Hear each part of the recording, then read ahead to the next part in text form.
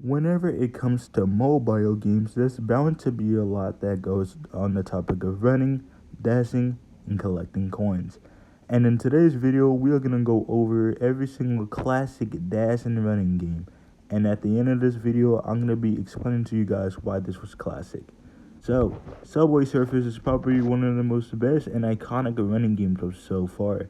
At this now of 2025, I have never been a big fan of Subway Surfers. Really. I remember playing it as a kid on a tablet, or as we call it, a Kindle Fire, and I never really got invested into Subway Surfers until brain rot. Yeah, as a teenager, I can kind of realize why brain rot kind of rotted my brain with this. This is literally just a brain rot game. But good brain rot. Back in the olden days, everybody was predicting that this was a game based on an actual real life occurrence where a kid actually got ran over by a train, and the creator of the game decided to make it an appearance of his son's death. No. But this is really just a running and playing, collecting coin game. The main gimmick is that you can play as any character, but I'm deciding to play as Jake. And all you really gotta do is collect coins and don't get caught by this guard guy and this dog. Yeah, there's not a lot to talk about because it's really just a one-off point click and running game. But hey, they got good updates here and there. And for some reason, it's now popular on TikTok. I'm not going to go over it, but you probably know what it is already. Normally, I would give my ranking a number, but for the sake of this video, I would put it on an A tier. Alright, Minion Rush. Not going to lie, Minion Rush is way better than Subway Surfers. A tad bit better. It's basically Subway Surfers, but literally the same thing. But the only three differences are, one, that everything is literally just fucking minions. Secondly, there's missions in this game. Yeah, you heard me correctly. There are missions and a Despicable Me ripoff of Subway Surfers. And yes, there are actually prizes. Unlike in Subway Surfers where you just really get coins or a hat for a character and you have to unlock them every single time. You'll get a capsule for every single mission you do. Either it be a 1, 2, or 3 star. And most of it will actually have a character that you can unlock later on in the game. And I find that pretty interesting. Seriously though, I really like this game a lot, and if I had to put it in a ranking tier, I would probably give it an S. Not an SS tier because it wasn't a good game, even though it's literally just Subway Surfers but with minions.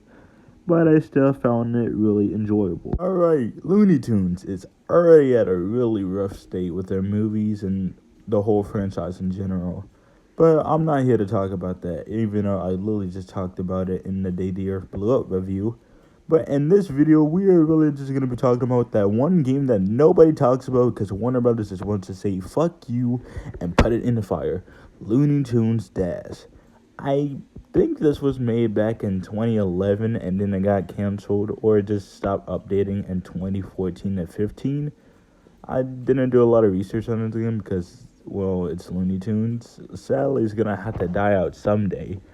But I actually do remember playing this as a kid. Back in the day when I had my own phone, I was always on the App Store, and I'd always see Looney Tunes Dash. It's really just Subway Surfers and Minion Rush, but really, A, there's Looney Tunes characters. B, there's not missions in this one, and there's a goal. The goal is basically you have to reach a character's house, or if you don't reach a character's house, you'd have to try again. But I really like the fact that there's different levels with the different characters. For level 1, you can play as Bugs Bunny, and then for level 2, you can play as a Roadrunner. Level 3, you can play as Tweety from Severus and Tweety. Level 4, you can play as Daffy. And then it would kind of repeat, but there would be 2 new ones. It would be Tasmanian Devil and Speedy Gonzales, which I think are really good choices. One of my favorite levels was the Wildie and Coyote and Roadrunner levels. I swear to God, those were one of the most peak levels in history. Now, I will say this, the only trouble I had was the bear traps and getting every single bird seed. Because if you didn't get every single item in the game, you would have to restart, which kind of pisses you off most of the time, but once you get the hang of it, you know what to do. And I never really got pissed a lot out of this game. In fact, the only time when I got pissed was at the levels with Tweety and Sylvester. And yeah, if I had to rank this game, I'd give it an S tier because it's really that great. Right, this one's actually pretty funny. Run, Forrest, run. Yes, no joke, this is an actual game based on the movie Forrest Gump, which is actually a great movie, and I just watched it last night, and it was really emotional. But that's not what I'm talking about. What I'm talking about is this whole game. Holy hell, this was classic, but also what the hell was the point of making a Subway Surfers ripoff based on an already good masterpiece of a film, and then kind of just shitposting it into a Subway Surfers ripoff? But I didn't really hate it. I just say that because there wasn't really a lot I've done as a kid to play this game. I remember seeing it one time, playing it, and then never really touching it again. So seeing Run Forrest Run and playing it for the first time in years or even decades is actually pretty interesting. It's literally just Subway Surfers, but instead of Jake from Subway Surfers, you can play as Forrest from Forrest Gump. It's really just the same thing. I don't really need to explain every single time, but I still will for the sake of this video. I can't really stress enough how much the animation kind of just looks ass, and how it just looks so choppy, and also the fact it's just not needed. Like, why are there trains in Forrest Gump? But for the sake of this video, I'm gonna get this one a C tier. Whenever I think of a game that just has way too much energy in it, and it's really just not needed, there's Talking Tom. There's anything to be with Talking Tom. It's Talking Tom Gold Run. Another Looney Tunes Dash Subway Surfers kind of game with Talking Toms from the franchise from out to 7. Yeah, I don't know why this was even popular to begin with Super Run being the same shit. But for the sake of this video, I'm going to give it a D tier because I don't really like it that much. The only time I remember playing it was when I was dared by a friend to play it, and totally not going to go into the detail. Finally, one I actually do remember playing. So when Phineas and Ferb was popular back then, I would always tune in to see Perry the Platypus and Dr. Doofendash. Those are one of the most funniest characters to me, and then when I saw there was a game called Dr. P. Doofendash, I almost lost it. There was no way this was a real thing based on a Phineas and Ferb game where the character is a fucking platypus who's just dashing and running through the buildings.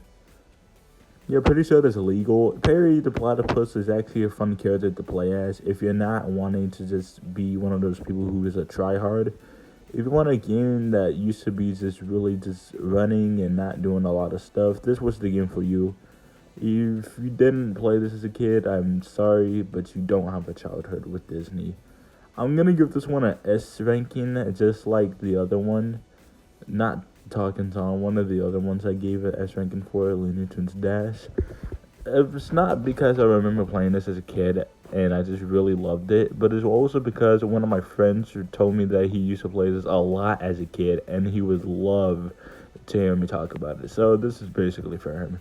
Jesus Christ, this one was so far off the list. Yeah, this one's gonna be short. Temple Run is one of the games I don't even remember playing, like, at all. I'm not even joking. I didn't really remember Temple Run that much. Whenever I used to play it, I just would get bored the second because it's not even that fun like the other Dash games. And like in Sonic Dash, it's just really the Sonic characters running in or speeding. This one, you're just running from a monkey. How fun is that again? Well, at least you get to collect coins by just tilting your phone over. Alright, now, before we get to the last one, I just want to say this one is gonna get a, well, D tier. No joke. No joke at all. So, Chuck E. Cheesers decided back in the day to make a game that's still actually not even thriving, but still on the App Store, Chuck E. Cheese Skate Universe. This is a big fine. Still, I don't even remember seeing this at all. Whenever I would always go in Chuck E. Cheese, before I would even get in the building, I would always play this game. This basically just not really a dash game, but it's kind of running. But instead, it's Chuck E. Cheese is on a skateboard and he's just collecting pizzas, which is really the coins. There are 3 levels: Sweet Skate Park, Coconut Park, and Yeti Run. Really, they're just all the same thing, with the same voice acting and the same music. But I physically remember playing this game a lot, and I found it really funny. I actually saw FGTV play a game like this before. But anyway, that's really going to be it for this video. I know I didn't cover a lot, but see you later.